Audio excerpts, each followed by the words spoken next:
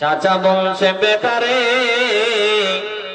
ওই ৬০ বছরের সময় এত কষ্ট গেছে চাচা। আমার চাচারা বলে বেটা মানুষ ভাত রান্না করে, এ বন্ধু শোনেন ভালো করে, আমার চাচারা বলে বেটারে মানুষ ভাত রান্না করে, কিন্তু বেটারে আপনার মা আমার মা ওই পানিটার জন্য দরজায় মানুষের দাঁড়িয়ে থেকেছে। চাচা কথা বলেন মিথ্যা না সত্যি? জি চাচা আমার চাচা বলছে বেটারে ঠিক।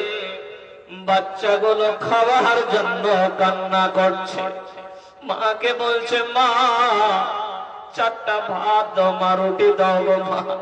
রুটি তো দূরের কথা বাবা, হে বন্ধু আমার ওই ভাতের জন্য মা দরজায়, ওই ভাতের পানিটার জন্য মা দরজায় দাঁড়িয়ে থেকেছে। ওই সময় কতই না কষ্ট গেছে।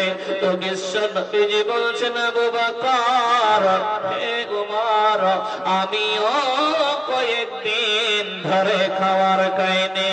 আল্লাহর নবী হযরত আবু বকর ওমরকে নিয়ে একটা আনসারীর বাড়িতে গেলেন। ওই আনসারীর বাড়িতে যাবার পরে ওই আনসারীকে দেখলেন বাড়িতে নাই। আনসারী দিচ্ছে না, মা বাবাকে তারা দিচ্ছে না, অনেক কিছু তারা চায় কিন্তু তারা পাচ্ছে না। কিন্তু কেন পাচ্ছে না? এখানে আবার একটা কারণ আছে ভাব। অধিকাংশ মা বাবারা কেন আজকে ছেলেরা অত্যাচার করছে মা বাবার উপর, একটা কারণ আছে। যারা এসেছেন আমার পিতারা আমার বাবারা, আপনাদের একটা ভুল কি, 4টা ছেলে আপনার, এই 4টা ছেলেকে আপনাকে বারবার দেখতে হবে। জি একটুও কম বেশি করা যাবে না। 4টা সন্তানকে আপনার জায়গা জমি যদি মন চায় যে মরার আগে আমি ভাগ করে দিয়ে যাব, তো 4টা সন্তানকে বারবার করে দিয়ে যাবেন। যদি আপনি বৌমার হাতের ভাত খেতে চান, বৌমার হাতের যদি ভাত খেতে চান, তো 4টা সন্তান থাকলে 4টাকে বারবার দেখবেন, একটু নির্বিন্যাস করবেন না। সন্তান যা দিবে তাই নেবেন। যদি 2টা সন্তান থাকে, ওই 2টা সন্তানকে আপনি বারবার হিসাব করে দিয়ে দিবেন, তাহলে আপনার বৌমারা আপনাকে আপনার পিছনে আপনার সাথে সাথে তারা খেদমত করবে। আজকে অধিকাংশ মানুষ আজকে বেটার হাতের ভাত পাচ্ছে না, কারণটা হচ্ছে কি, ছোট ছেলেকে ভালোবাসে আর বড় ছেলেকে ভালোবাসে না। বড় ছেলে কোথায় গেল, কি খেলো না খেলো কোনো খবর নাই। এরকম আছে কিনা পিতা মাতা বলুন তো বাপ? যে অনেক পিতামাতা আছে এই ভুলগুলো করে। তো আপনাদেরকে বলবো মা, যদি বউয়ের হাতের ভাত খেতে চান মা, তাহলে ওই মেয়েটাকে নিজের মেয়ে মনে করে নেন, মামা করে ডাকবেন। যখন আপনি মামা করে ডাকবেন তার কলিজা ঠান্ডা হয়ে যাবে। যখন যেটাই অর্ডার করবেন আপনার জন্য হাজিরি করে দেবে। বারবার 4টা বৌমাকে দেখবেন, বড় বৌমা ছোট বৌমাকে দেখছেন আর বড় বৌমার কোনো খবরে নাই। জি এই জন্য অধিকাংশ আজকে মা বাবারা ছেলের হাতে ভাত পাচ্ছে না। তবে আমি বলে যাব আমার বাপ ভাই, আপনাদেরকে বাবা মা যতই আপনাকে দেখুক আর না দেখুক, যেটা আপনার কর্তব্য আপনাকে পালন করতেই হবে, উপায় নাই যদি জান্নাত যেতে চান। তবে মা যদি বলে বেটা নামাজ পড়া যাবে না, তাহলে শোনা যাবে না মায়ের কথা। বাবা যদি বলে যে তোমাকে নামাজ পড়তে হবে না, তাহলে তার কথা শোনা যাবে না। বুঝতে পেরেছেন বাবা? তো বলছিলাম বাপ, আল্লাহ তাবারক তাআলার শুকরিয়া আদায় করবেন, তারপরে পিতা মাতার শুকরিয়া আদায় করবেন। মা একটা বড় নেয়ামত। যাদের মা আছেন, যারা কষ্ট দিয়েছেন, আজকে মায়ের কাছে গিয়ে ক্ষমা চাইবেন। মা আমি ভুল করেছি, মা আমাকে ক্ষমা করে দিও, আমাকে মাফ করে দিও। জি বাপ, তাহলে আমরা বুঝতে পারলাম মা একটা বড় নেয়ামত, মায়ের শুকরিয়া আদায় করবেন। চলেন আপনাদেরকে আর একটা মূল্যবান কোরআনের আয়াতের দিকে নিয়ে যাই। কোরআনুল কারীম সূরা তাকাসুর 8 নম্বর আয়াতে আল্লাহ তাবারক তাআলা কি বলছেন শুনেন খালি ভালো করে। বিসমিল্লাহির রহমানির রহিম সুম্মা লা তুসআলুন্না ইয়াওমাইদিন আনিন নাঈম। আল্লাহ বলে বান্দারে তারপর অবশ্যই সেই দিন তোমাদেরকে নিয়ামত সম্পর্কে জিজ্ঞাসা করা হবে। হে বাবা, আমার ভাই বোন, বেটি খালা, আপনাদেরকে একটা এখানে হাদিস বলে যাই। হাদিসটা অনেক বড় লম্বা। সহিহ মুসলিমের হাদিস 5208 নম্বর হাদিসে হাদিসের আমি আবু হুরায়রা রাদিয়াল্লাহু তাআলা আনহু থেকে বর্ণিত। তিনি বলেন, একদিন নবীজি দিনে কিংবা রাতে বের হয়েছেন। নবীজি একদিন দিনে কিংবা রাতে বের হয়েছেন। রাস্তার মধ্যে দেখলেন হযরতে আবু বকর রাদিয়াল্লাহু তাআলা আনহুকে। নবীজি দেখলেন হযরত ওমর রাদিয়াল্লাহু তাআলা আনহুকে। আল্লাহর নবী বলছেন, আবু বকর, এ ওমর, তোমাদেরকে এই টাইমে কিসের কারণে তোমরা এই টাইমে বের হয়েছো? কোন কারণে তোমরা, কে তোমাদেরকে এই টাইমে বের করেছে? কোন জিনিস তোমাদেরকে এই টাইমে বের করেছে? আবু বকর ওমর বলছেন, ইয়া রাসূলুল্লাহ, ইয়া রাসূলুল্লাহ, আয় আল্লাহর রাসূল, আমরা ক্ষুধার কারণে বের হয়েছি। আহ বাবা, হযরতে আবু বকর ওমর বলছেন, ইয়া রাসূলুল্লাহ, আমরা কয়েকদিন ধরে খাবার খাইনি, এই জন্য আমরা বের হয়েছি। নবীজি বলছেন, ওয়াল্লাযী নাফসি বিয়াদিহি, নবীজি বলে, আবু বকর ওমর, ওই সত্তার কসম করে বলছে যার হাতে আমার জীবন রয়েছে, আত্মা রয়েছে রে, হে আবু বকর, আমিও কয়েকদিন ধরে খাবার খাইনি। বাবা, নবীজি কত কষ্ট করেছেন। এ বাবারা আমার, আপনার বাড়িতে অভাব নাই, আমার বাড়িতে অভাব নাই, কিন্তু চাচা আপনাকে একটু বলি বাবা। চাচা, আপনার বয়স কত হবে? চাচা, কত বছর বয়স হবে আপনার? হ্যাঁ বলেন, কত বছর বয়স? 60 বছর। আচ্ছা চাচা, আমি চাচাদের মুখ থেকে শুনেছি, চাচা আপনি বলবেন ওই 60 বছর আগে কত কষ্ট ছিল, বলবেন চাচা একটু। চাচা বলছে, বেটারে, ওই 60 বছরের সময় এত কষ্ট গেছে চাচা। আমার চাচারা বলে, বেটা, মানুষ ভাত রান্না করে, এ বন্ধু শোনেন ভালো করে, আমার চাচারা বলে, বেটারে, মানুষ ভাত রান্না করে, কিন্তু বেটারে, আপনার মা, আমার মা, ওই পানিটার জন্য দরজায় মানুষের দাঁড়িয়ে থেকেছে। চাচা কথা বলেন, মিথ্যা না সত্যি? জি চাচা, আমার চাচা বলছে, বেটারে ঠিক, বাচ্চাগুলো খাওয়ার জন্য কান্না করছে। মাকে বলছে, মা 4টা ভাত দাও, মা রুটি দাও গো মা।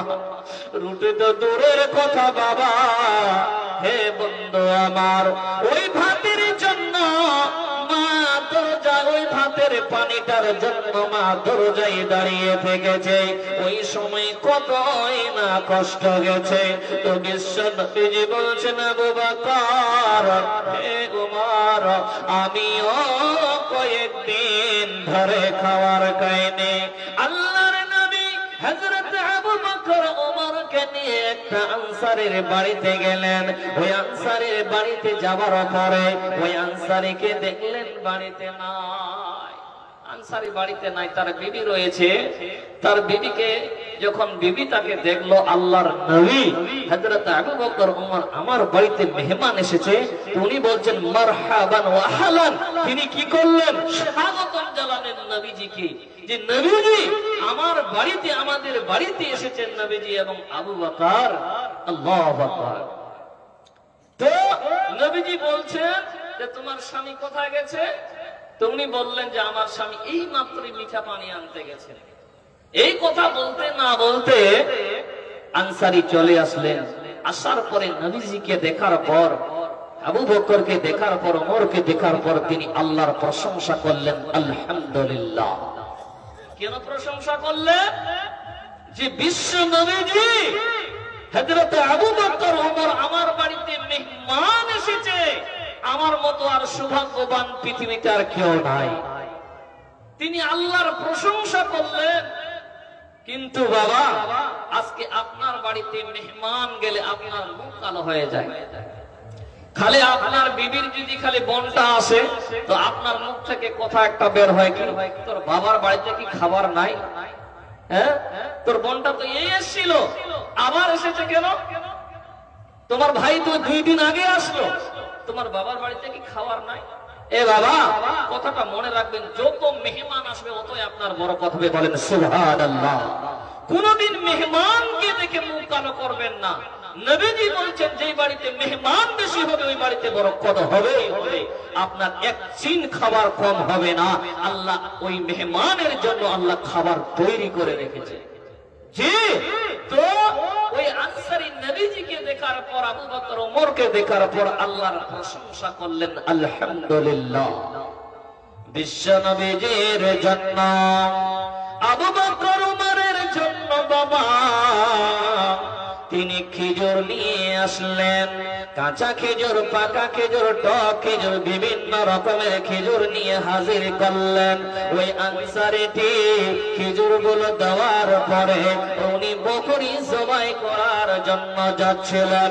নবীজি বললেন, দাঁড়াও আনসারী দাঁড়াও, তুমি ওই দুধ পিনেওয়ালা বকরিকে জবাই করবে না। হে মুসলমান, তিনি ওই আনসারীটি ওই দুধ পিনেওয়ালা বকরিকে জবাই করলেন না। উনি একটা বকরি জবাই করে নিয়ে আসলেন, রান্না হয়ে গেল বাবা। নবীজিকে এবার ওই কাঁচা খেজুর, পাকা খেজুর আর ওই বকরির মাংস নবীজি ওমর আর আবু বকরকে খেতে দিলেন। এ বাবা, কি খেতে দিলেন বলেন তো? কাঁচা খেজুর, পাকা খেজুর আর বকরির মাংস আর মিঠা পানি। ভাত নাই, রুটি নাই, মুড়ি নাই, বিরিয়ানি নাই, কিছুই নাই। কি দিলেন? দিলেন নবীজিকে খেজুর, ছাগলের মাংস আর মিঠা পানি। আজকে মেহমানের বাড়ি যদি আপনি যান, তাহলে যদি খালি সামান্য একটু ডিমটা খালি কম হয়, তো আমরা বাড়িতে এসে কি বলি? তোর বাপ কি কোনোদিন ডিম দেখেনি? খালি চেনা যদি একটু কম হয় তাহলে তো 14 গোষ্ঠী উজাড় করে দিবে। এই কথা বলুন, ঠিক না বেঠিক বাবা? যে ডিমটা যদি খালি কম দেয় বা ডিম না দেয়, আর কেরাও যদি একটা খালি ফাড়ি না পায়, তো তার 14 গোষ্ঠীকে উজাড় করে দেয় তারা। যে তোর বাবার কাছে কি টাকা নাই, এত ফকির হয়ে গেছে? তোর মার কাছে কি টাকা নাই, সামান্য একটা ডিম দিতে পারলো না?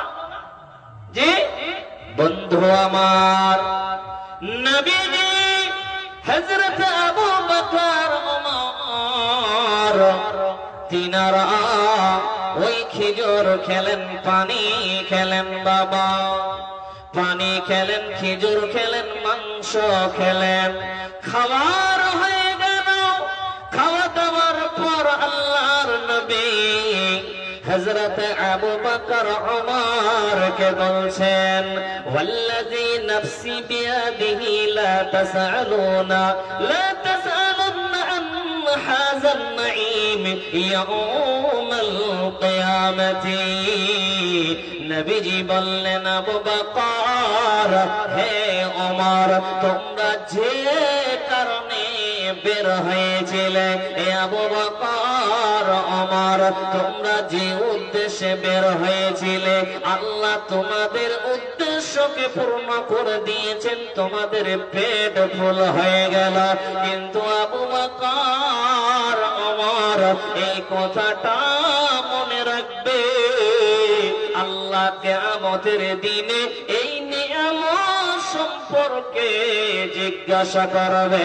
হে মুসলমান, তাই আমার আল্লাহ বলছেন সুম্মা লা তুসআলুন্না ইয়াউমাইদিন আনিন নাঈম। আল্লাহ বলে বান্দারে, তারপর অবশ্যই সেই দিন তোমাদেরকে নিয়ামত সম্পর্কে জিজ্ঞাসা করা হবে। হে পৃথিবীর মানুষ, আল্লাহ আপনাকে আমাকে যে নিয়ামত গুলো দিয়েছে বাবা, এই নিয়ামত গুলো সম্পর্কে আল্লাহ কিয়ামতের দিন জিজ্ঞাসা করবে। ছাড়বে না জীবা, কিয়ামতের দিন আল্লাহ তাবারক তাআলা প্রত্যেকটা মানুষকে নিয়ামত সম্পর্কে জিজ্ঞাসা করবে। আল্লাহ তাবারক তাআলা যাকে মাল ধন দৌলত দিয়েছে প্রত্যেকটা মানুষকে আল্লাহ এই সম্পর্কে, মাল সম্পর্কে জিজ্ঞাসা করবে, নিয়ামত সম্পর্কে জিজ্ঞাসা করবে। যতক্ষণ না উত্তর দিতে পারবেন ততক্ষণ আপনার এক চুল পা হিলবে। আজকে খুব মস্তানি দেখাচ্ছেন না যে আল্লাহ একটু আপনাকে জায়গা জমি দিয়েছে, 2, 3, 4টা গাড়ি আছে, তো মনে হচ্ছে আকাশের মধ্যে উড়ে বেড়াচ্ছে, তাই না? মনে রাখবেন কিয়ামতের দিন আল্লাহ তাবারক তাআলা ছাড়বে না। এই জন্য বিশ্ব নবীজি বলছেন, উম্মত, কাল কিয়ামতের ময়দানে গরীব মানুষ ধনীদের থেকে আগে জান্নাতে প্রবেশ করে, বলেন সুবহানাল্লাহ।